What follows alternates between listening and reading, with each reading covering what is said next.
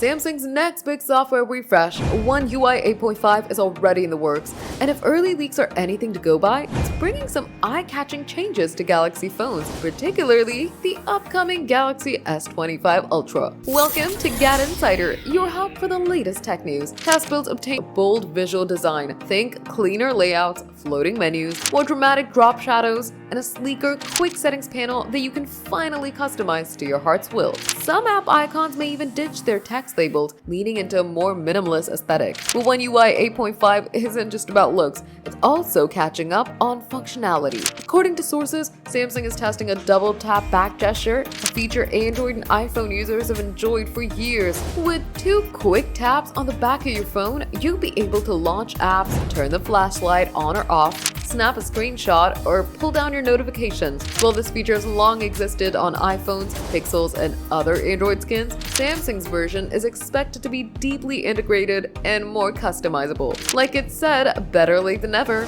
Oh, and we might also get a refreshed battery icon and smoother interface navigation. Small details, but the kind that make daily use feel better. There's no confirmed release date yet, but with One UI 9 expected mid-2026, it's likely One UI 8.5 will roll out in early 2026, giving Samsung users a stylish and smarter upgrade before the next Android generation lands. Are you looking forward to checking out this new update? Let us know in the comments. And if you liked the video, give it a thumbs up. Subscribe to GadInsider, and don't forget to hit the bell icon so you never miss any tech update.